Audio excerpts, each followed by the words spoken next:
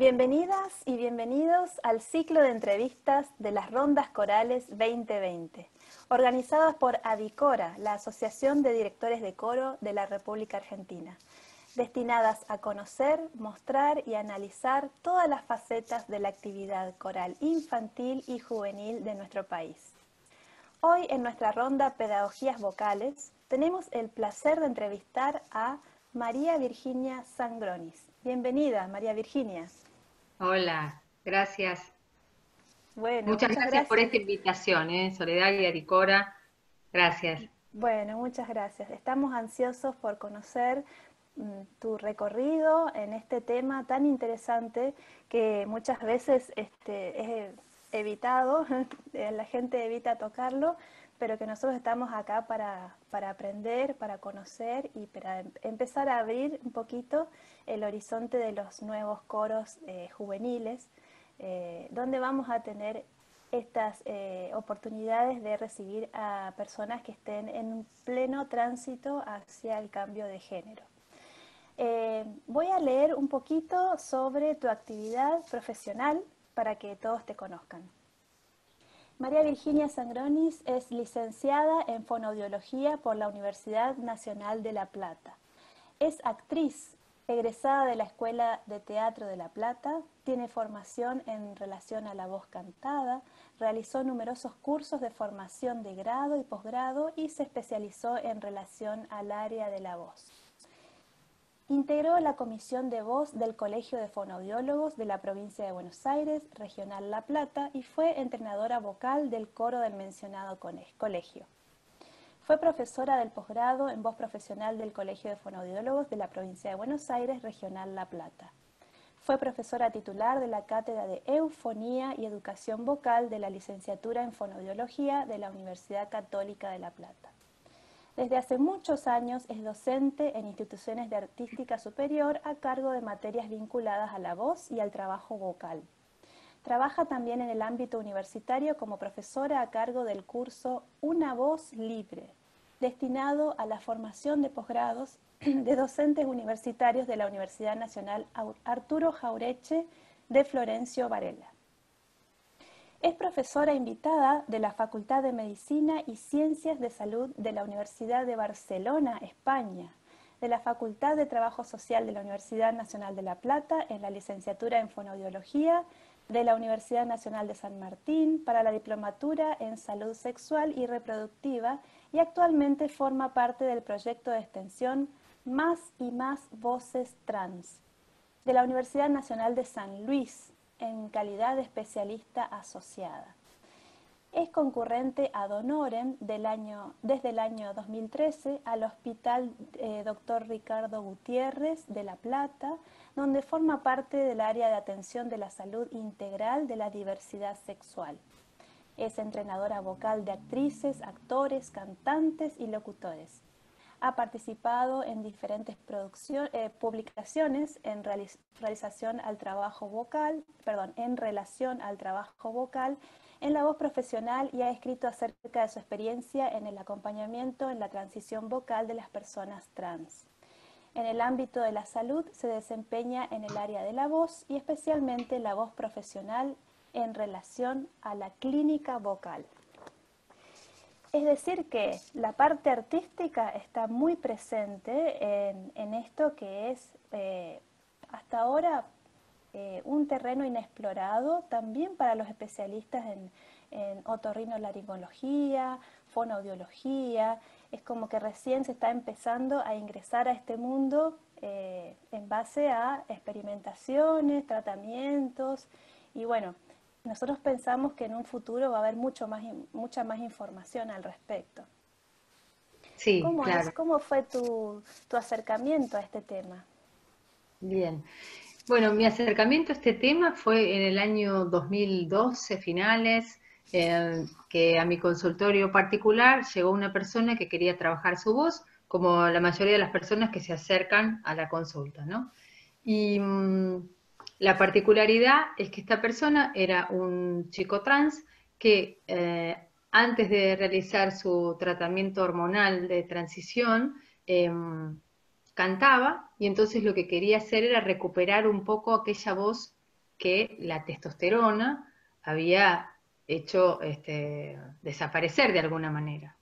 Entonces, bueno, fue un comienzo difícil, ¿no? Yo no tenía prácticamente información al respecto, más que la que tenemos la mayoría de las personas, pero no una información específica.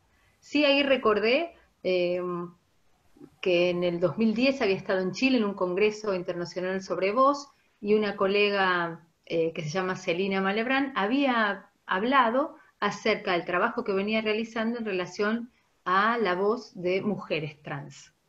Entonces me vino esa primera información, ¿no? Le escribí a Celina, y si bien mi experiencia empezaba a ser con un hombre trans y la de ella era con mujeres trans, había algo de lo que podíamos empezar a hablar. Y por supuesto fue de una gran ayuda toda la información que me prestó esta persona que venía al consultorio, que ya venía de leer, de hacer una experiencia, de comunicarse con otras personas trans en relación a la voz. Entonces toda esta información fue un aporte valiosísimo. Ahí empezó, digamos. Y ahí siempre cuento que también me confrontó con todo lo que yo no sabía. Digo, me hizo retomar clases de inglés que hacía muchos años había dejado, porque toda la información estaba en inglés. Claro. Y no solo que estaba en inglés, sino que eran experiencias de otros países, que nada tenían que ver con nuestra realidad rioplatense, digamos, que nada tenían que ver con esta ciudad de La Plata. Entonces, bueno, ahí empezó. Después, con la sanción de la ley de identidad de género, bastante cambió, ¿no? En nuestro país. A partir de esta concurrencia ahí al consultorio y a la certeza más importante que tuve, que es que quería colaborar con este deseo de esta persona en relación a su voz, empecé a buscar información en las redes, como hace todo el mundo, ¿no? Empezamos a mirar ahí en los buscadores, y lo que aparecía con mucha presencia era el Hospital Gutiérrez de La Plata. Yo vivo en La Plata, y entonces, nada, intuitivamente dije, voy ahí, a ver quién está haciendo esto que yo quiero hacer, a entrevistarme con aquella fonoaudióloga o aquel fonoaudiólogo que estuviera haciendo esta experiencia. Pedí una entrevista con el jefe del servicio, porque este equipo funciona hoy día dentro de lo que es el servicio de urología. Entonces fui al servicio de urología, me entrevisté con su jefe, que es el doctor César Fidalgo, y le conté un poco esta experiencia que había tenido en el consultorio y que quería comunicarme con quien estuviera haciendo estos tratamientos. Y ahí, grande fue mi sorpresa al enterarme de que no había tal profesional haciendo ninguna experiencia, y entonces, de repente, me vi haciendo esa experiencia que había ido a buscar. Esto fue como lo que me ocurrió. Eh, Gracias a la generosidad enorme del doctor, que me abrió las puertas de este espacio en el que estaban trabajando hacía tantos años, pero bueno, no había nadie que trabajara específicamente con la voz.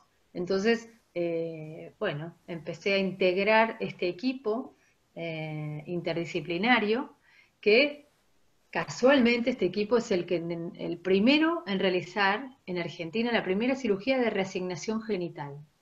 El doctor Fidalgo en el año 97 hizo la primera cirugía. Cabe aclarar que en ese momento, en el año 97, no solo no estaba permitida, sino que estaba prohibida, y que esa primera cirugía se hizo con una orden judicial. Y pueden imaginarse el revuelo que causó hace 20 y pico de años atrás esta primera cirugía. Desde ese 97 a este 2020, por suerte, ha pasado mucha agua bajo el puente, muchas luchas de los grupos LGBTI y demás, y la ley, ¿no? La ley de identidad de género 26743, que nos pone en un lugar diferente, por supuesto, y nos pone en un lugar diferente en el mundo también, porque pocas leyes como esta hay a nivel mundial, ¿no? Lo que plantea la ley básicamente es la despatologización, entonces esto ya es un montón. Y que las personas trans que así lo deseen pueden utilizar de los sistemas de salud lo que los sistemas de salud ofrecen, digamos, como todo el mundo, ¿no? Lo que pasa es que esto no No antes. no son enfermos, sino que hacen uso de la salud pública, sería Por eso. supuesto, por supuesto. que además, si nos ponemos a hacer una reflexión rápida y muy liviana, digamos, han sido las y los eternos excluidos de los sistemas de salud, del sistema educativo y tal. Entonces hoy, frente a esta realidad de tener una ley que lo que hace es ni más ni menos que garantizar derechos, estamos en una situación distinta. Y por supuesto de las leyes hay que apropiarse, hay que militarlas, hay que defenderlas, y bueno, en eso estamos un poco, ¿no? Qué increíble cómo el tema de la voz habla mucho de la persona, ¿no? Los caracteres de procedencia, la entonación. Cuando uno dice, te escucho con un tono preocupado, quiere decir que la emoción también influye en la voz. Y es una Sí, preocupación para el que está en esta búsqueda, en encontrarse en realidad, eh, el tema de que su voz tenga que ver con lo que se ve, con lo que la información visual, digamos, que todo el mundo recibe. Y sí. sí, adelante. No, pienso mientras te escucho y reflexiono acerca de que mucho también cambió en relación a eso. Si bien las primeras consultas que recibí y los primeros entrenamientos, porque no hablamos en términos de tratamiento, porque no hay nada que tratar, sino que esto es un entrenamiento vocal, al comienzo, y la gran mayoría, voy a decirte, busca eso, que su voz coincida con esa imagen que tienen. Ujú. Pero también hay un montón de personas que hoy no están buscando eso. Eh, Digo, hay identificaciones en relación a personas, sabemos, ¿no? Entonces cada quien se va a identificar con lo que quiere, puede, necesita. Y, y acá hay algo que yo no puedo dejar pasar, que es esto de atender a la singularidad de cada persona, ¿no? En todo, por supuesto, pero en Sí, esta temática muchísimo más. Porque así como viene una mujer trans a plantearme que no quiere escuchar más esa voz que la remite a su anterior identidad y con la que peleó, con la que no quiere saber nada más, y la voz le vuelve a mostrar aquello y le produce angustia y no quiere y tal. Entonces empezamos a trabajar en función de eso y de ahí surge esto de que dijo Julieta en su momento de no me coincide el audio con el video y trabajar en ese sentido, hacer que ese audio coincida con ese video. También hay personas a las que la voz no les es un tema, y entonces pueden tener características desde lo visual femeninas y tener una voz que tenga más que ver con lo masculino. Acá también entra otra categoría que en su momento, en el 2012-2013, yo no la pensé así, y siempre decimos en el equipo que tal vez lo que hayamos dicho hace unos años, hoy lo contradigamos y así, porque es un claro, terreno de estamos. constante evolución. Sí, sí. Entonces, todo lo que digamos está como entrecomillado de alguna manera y también es nuestra experiencia del relato, de una experiencia que hacemos con otra persona, pero que la transita es la otra persona, no soy yo. Entonces, esto también es importante destacar. Son las personas trans las que hacen esta transición, ¿no? Esta cuestión. Yo asisto, acompaño, miro, estoy, pero no hago esa Claro. transición. Eso Por también es eso, importante dejarlo claro, ¿no? sí, No me quiero adueñar de un relato y de una historia que no es mía, no es. Digo, yo hago un aporte desde mi saber disciplinar y desde la interdisciplina en la que estoy trabajando fuertemente, pero no puedo dejar de escuchar cuál es la demanda de quien viene a buscar esta colaboración mía de alguna manera.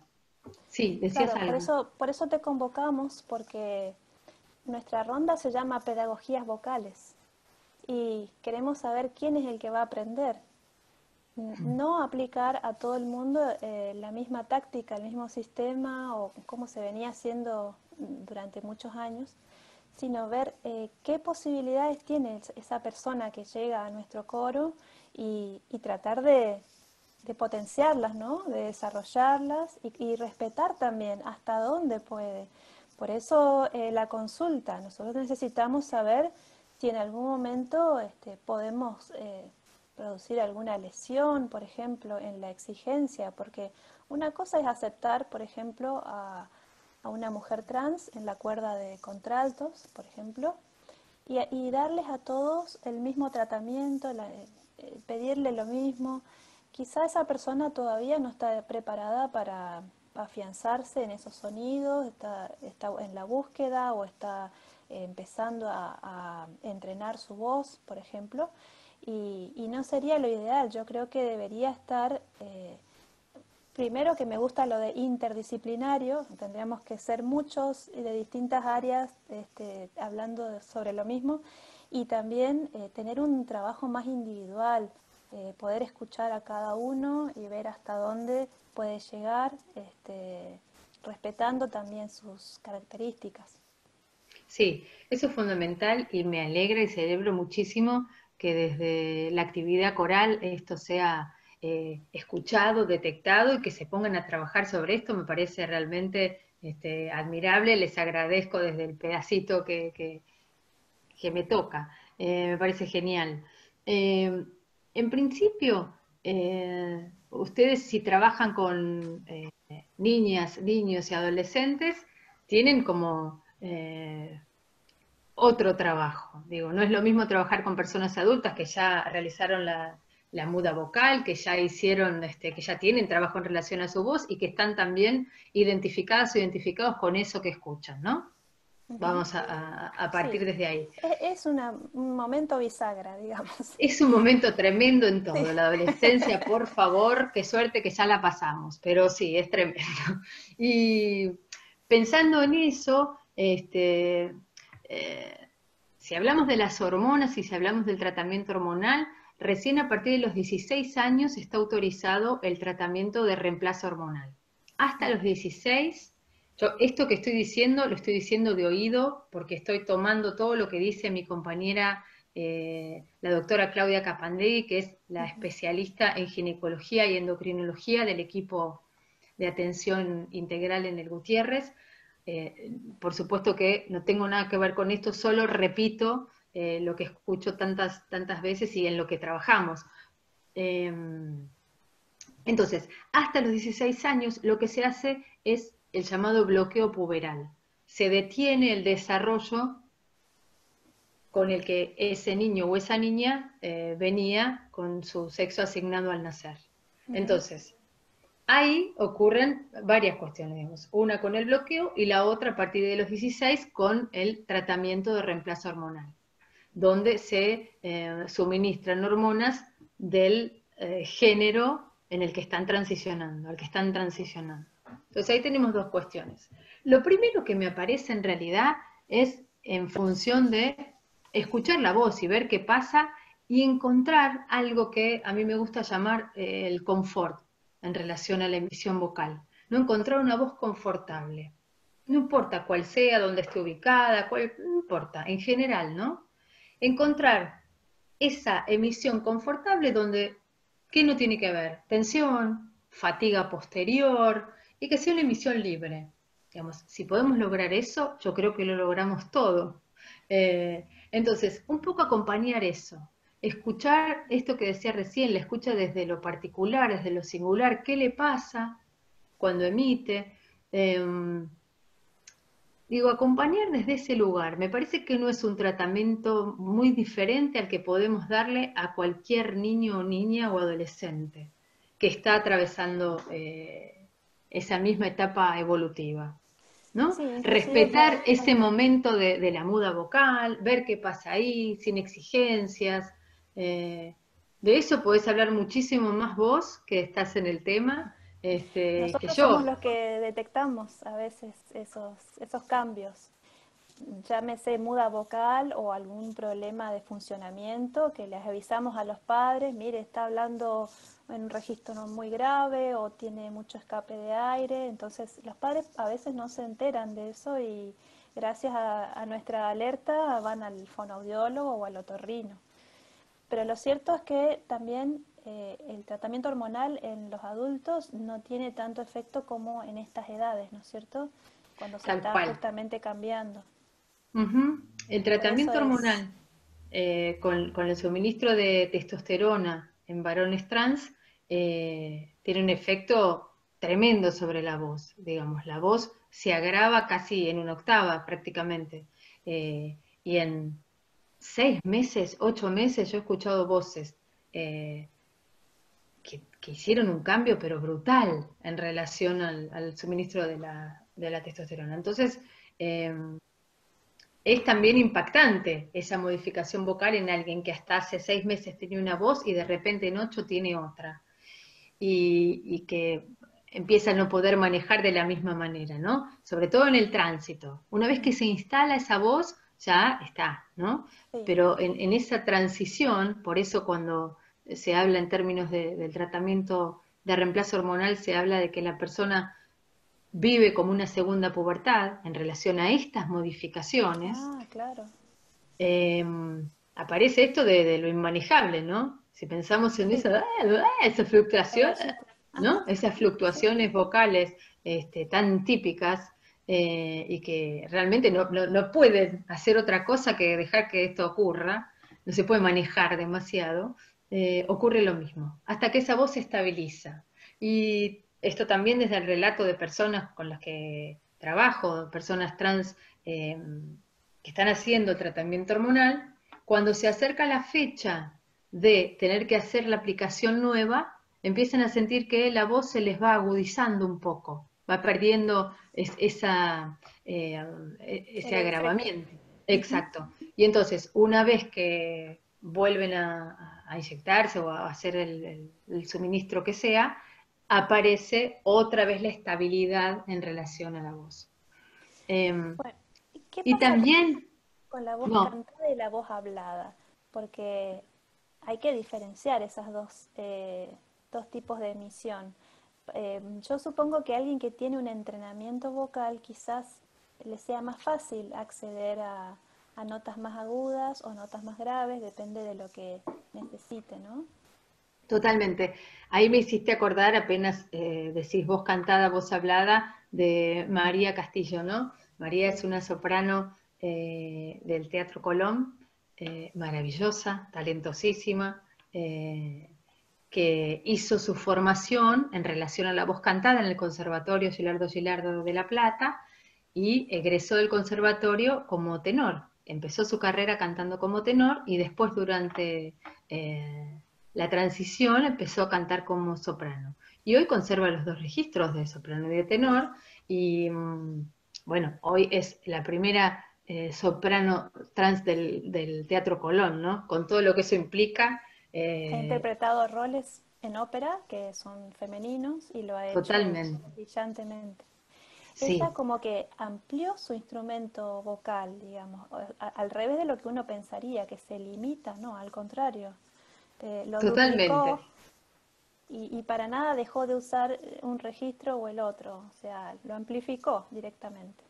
Sí, y tiene una capacidad, digo, yo no conozco otras personas que hagan esto mismo, ¿no? Entiendo que María tiene una capacidad maravillosa, propia, pero que también los años de formación, los años de trabajo y de estudio le dieron una posibilidad enorme de poder hacer la experiencia con su propio instrumento, de poder Claro. investigarse, de poder jugar, de poder probar, de poder trabajar en función de esa otra voz. Entonces, eh, eh, digamos, ahí está el plus de haber hecho un trabajo técnico durante tantos años. Seguro, No es sí, que sí. cualquier persona puede hacer esto que María hace de ninguna manera, digo, yo no podría ni de casualidad hacer, no, No, y en un tema tan sensible como es el trabajo, que ella se lo ganó por concurso, dar el paso de hacer el cambio de género a riesgo de perder su trabajo, porque en una entrevista cuenta que todavía la institución gubernamental no había hecho el cambio burocrático y ella ya estaba cantando como soprano invitada de una de las óperas. Como que iba más sí, tarde, ¿no? La resolución. sí, y ahí hubo todo un expediente, hubo todas unas cuestiones burocráticas, como bien decís, donde tuvo que llevar también una especie de, no es un aval, pero es como un acompañamiento desde la medicina y desde la fonoaudiología de que no había ningún riesgo para su salud vocal. Entonces Santiago Vázquez, que es un otorrino con el que trabajo acá en La Plata, eh, buenísimo, hizo una evaluación de su aparato fonador y entonces, nada, simplemente lo que dijo es lo que vio en los estudios que hizo, es que había una estructura sana y que podía trabajar perfectamente, y yo sumé mi evaluación fonoaudiológica y entonces eso también fue a parar al expediente del Teatro Colón. Para mí que esto ocurra en Argentina es maravilloso, digamos, que Sí, haya una cantante trans en el Teatro Colón, digo, ¿qué más, no? Me parece genial que empecemos a, digo, y que hablemos hoy de esto y que ya en un momento no lo hablemos más, que sea parte de nuestro sí, cotidiano, pero ¿no? también hay que Que, hablarlo para visualizarlo, ¿no? por Estamos supuesto, por en la supuesto. aceptación, demostrar que en realidad la pasión, la vocación, el gusto por el arte continúa en uno a pesar de que uno cambie su vida y su forma de verse. No significa que va a abandonar su amor por la música y lo que venía haciendo hasta ese momento. Eso fue más fuerte que cualquier cambio de género, inclusive. Por supuesto, y también hay hacer, hacer foco en el valor artístico, ¿no? De la voz. Digamos, empezar a pensar también, es muy difícil salir de la clasificación binaria de las voces, ¿no? Esto de la voz de mujer, la voz de varón, las voces femeninas, las voces masculinas, como quisiéramos llamarle, pero siempre con esta clasificación binaria. Y empezar a pensar en la voz como un hecho artístico que es, empezar a pensar en la voz como algo que tiene que ver con nuestra identidad y más livianamente, digamos, sin todo el peso esto del género, que por supuesto coincido con vos que hay que hablar para que esto tome visibilidad, estamos de acuerdo en eso. Pero también, en un momento, me parece que tenemos que empezar a pensar en una voz sin género, ¿no? Sin esta clasificación que de algún modo también nos etiqueta y de algún modo también nos es medio nos encorseta, ¿no? Porque entonces, si yo Sí, tengo una voz femenina que no puedo ir a lo masculino, pues sí, claro que sí. Si yo tengo una voz, empezar como hace un ratito hablábamos fuera de cuando empezamos, esto de hablar en términos de grave y agudo, ¿no? ujú. Que se está haciendo y hay mucha gente que está trabajando en esto, no digo que no, pero empezar no sé, a que todos y todas hablemos de lo mismo. Si todas y todos hablamos en un coro o en la enseñanza de la clasificación vocal, que tenemos voces graves y voces agudas, independientemente de quién las produzca, ahí dimos un salto cualitativo importantísimo. Semántico, ¿no? Sí, sí, Un sí. salto semántico. Dije saldo, tenemos eso como saldo. En realidad, los vocólogos que somos los que trabajamos la voz desde los distintos ámbitos, ¿no? Ustedes desde la dirección coral, nosotros desde la fonoaudiología, los médicos y médicas otorrinos desde la otorrinolaringología, todos quienes tenemos al objeto voz en nuestro trabajo, deberíamos empezar a discutir y hablar de estas cosas y empezar a consensuar, ¿no? Términos, empezar a modificar eso. Me parece que ahí tenemos un trabajo por Inclusive hacer. el Oh, repertorio acorde a estas nuevas voces. Yo quiero decir, es mi pensamiento, no quiero que te sientas incluida, que no estamos haciendo una negación de lo biológico ni nada por el estilo, porque a lo mejor hay gente que está escuchando y que piensa, eh, no es todo lo mismo, la voz es una característica sexual, eso ya lo sabemos, lo aceptamos, eh, pero lo que estamos planteando es una nueva voz, una nueva mirada y una aceptación, que no signifique que la gente deje de cantar porque está en un cambio, si es que quiere seguir cantando y si resulta esto sano para su voz también, ¿no es cierto?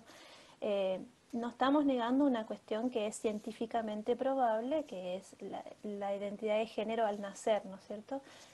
No estoy expresándome con términos científicos. pero sí estamos tratando de abrir las puertas hacia todo el mundo y esto tiene que ver con el tratamiento individualizado, no ser tan rígidos con el tema uniforme, incluir obras que tengan, por ejemplo, en un coro femenino, alguna tercera o cuarta voz un poco más grave, que ahí también podrían cantar los niños que están haciendo muda de voz. O sea, está todo relacionado y todo tiene que ver con las pedagogías porque es quién va a cantar, que es justamente el título de nuestra ronda. El que va a cantar nos tiene que ir tirando ideas para que nosotros seamos creativos y podamos extender a todo el mundo la actividad coral. Sí, estoy de acuerdo. Esto que decís de lo biológico, por supuesto, es lo primero que tenemos inscripto, ¿no? Cuando empezamos a estudiar, cuando hacemos nuestras carreras, nuestros grados, nuestros posgrados y tal. Eso es lo que tenemos ahí como grabado. Eh, Tenemos que empezar a abrir la mirada a eso otro que ocurre mientras nosotros estamos estudiando aquello, digo, y que eso está en la diaria, ¿no? Em, Cuando hablo de una voz sin género, es pensar en esto, en lo agudo y lo grave como parámetro, en dónde me siento más cómoda o más cómodo cantando. Me parece que es empezar a, no sin trabajo, empezar a pensar en estas cuestiones. Digo, nos va a llevar un trabajo enorme. Y sentarnos, discutir, pelearnos, ponernos de acuerdo. Hay muchas miradas y me parece que tenemos que construir una nueva. De eso se trata, ¿no? También el trabajo interdisciplinario. Porque si vos te quedás con lo que pensás, yo me quedo con lo que pienso, tal se queda. Bueno, no hay una mirada interdisciplinaria, sino multidisciplinaria. Entonces estás vos con lo tuyo, yo con lo mío, nos sumamos a esta mesa enorme de la voz. Ahora, si con lo que vos planteás modificás lo que yo pienso y entonces juntas empezamos a pensar en un producto nuevo, empezamos a escribir cosas nuevas, empezamos a trabajar en cosas nuevas, bueno, ahí estamos hablando de una verdadera interdisciplina porque hay un producto nuevo, ¿no? Y me parece que con esto tenemos que hacer eso, juntarnos, y por supuesto que tiene que estar la voz fundamental, que es la de la persona trans, que está en esa transición, ¿no? Y muchas veces en encuentros y en mesas con personas trans, entre los o las asistentes, aparece este planteo, ¿no? De por qué siempre estamos nosotros hablando, nosotras, yo en este caso, hablando de una experiencia que les es propia. Por supuesto que yo estoy hablando de una experiencia que les es propia desde la parte de mi experiencia, ¿no? De la que me toca a mí en ese entramado. Pero necesito escuchar necesito escuchar su voz y cuál es su deseo y qué quiere hacer y qué hizo hasta ahora, digamos, ¿no? Es un Claro. intercambio permanente Ujú. de ese lugar. Y a todos nos puede pasar de tener algún hijo, sobrino o alguien que esté en esta situación de querer cambiar su identidad y como decíamos antes, hay pocas investigaciones, si nosotros contamos la cantidad de gente que está trabajando puntualmente en este tema, hay que bucear mucho para encontrar papers y publicaciones que hablen del tema. Yo quiero agradecerte mucho este momento que compartimos.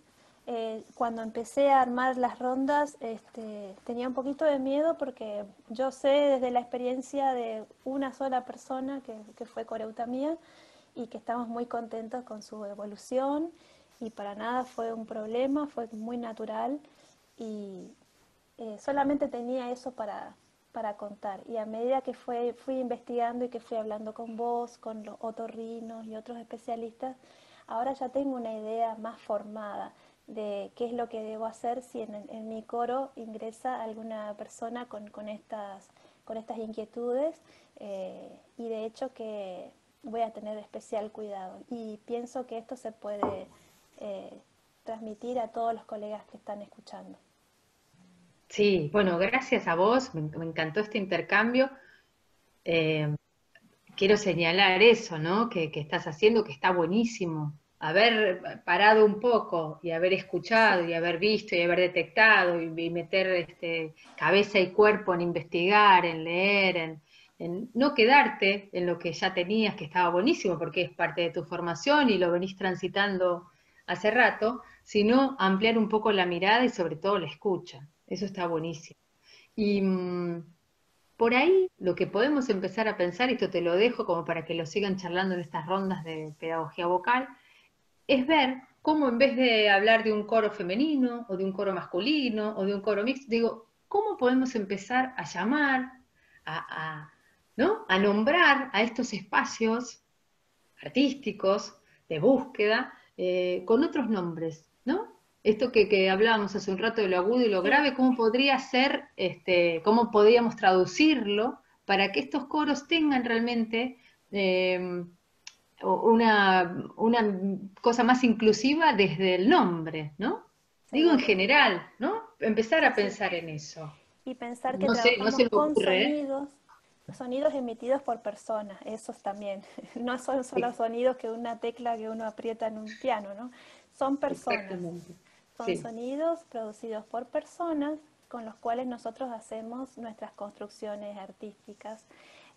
Yo he hecho un proyecto de formación de coro joven que lo presenté en el Ministerio de Desarrollo Social y puntualmente en la Secretaría de la Diversidad, este año justamente. Y la Mira qué bueno. intención era esa, que no haya divisiones de voces, sino de registros, digamos, y que sea súper inclusivo. Pero bueno, la pandemia nos puso una piedrita en el camino, pero ya está surgiendo esa semillita y yo pienso que en breve vamos a empezar a cambiar un poquito la forma de ver las cosas. Bueno, muy Eh, bien, mira, yo te lo estaba diciendo y ya lo venías trabajando, está Sí, yo ya lo buenísimo. Me escribía esto, pero encanta. sin haberlo pensado tan científicamente, sino más desde el lado de la inclusión. Sí, perfecto. Es que es de ese lugar, tenemos ese lugar. La ciencia pero va como por otro carril, ¿no? Tiene que haber un momento en el que todo se encuentra y que en realidad, ¿cuál es el fin último? La inclusión, que todos hablemos de lo mismo, que todos seamos iguales, digo, tenemos las mismas garantías, los mismos derechos, aflojemos ya con esta cosa, ¿no? De las De dividir, diferencias. sí, sí, Sí, seguro. pero digo, nosotras estamos hablando de esto y esto está ocurriendo en el marco de un trabajo de la Asociación de Coros. Digo, está buenísimo. No es que estamos hablando vos y yo sueltas, ¿no? En una No, charla esta de entrevista café. va a ser un boom, te aviso. No, pero digo, Se va a replicar muchísimo, sí. hay un marco y está buenísimo que eso esté ocurriendo. Entonces, bueno, celebremos estos encuentros y estas charlas y estas miradas y vayamos por más. Siempre hay que ir por más, ¿no? Buenísimo. Agradecemos enormemente estos valiosos aportes sobre el quehacer de la música coral y pertinentes para el desarrollo de la música coral infantil y juvenil. Y agradecemos a Adicora por este espacio de intercambio para la generación de nuevas ideas, nunca mejor dicho. Bueno, yo creo que vamos a seguir viéndonos y por supuesto la gente tiene tu nombre, tu contacto, nosotros podemos también después hacer sugerencias de si alguien quiere preguntar, quiere hacer alguna consulta, te las vamos a derivar para que se puedan poner en contacto. Perfecto. Bueno, para Muchísimas mí fue un gracias. placer este encuentro, ¿eh? Muchas gracias a Bueno, vos por la invitación. Seguimos en gracias a todos. contacto. Muy Gracias bien. a todos.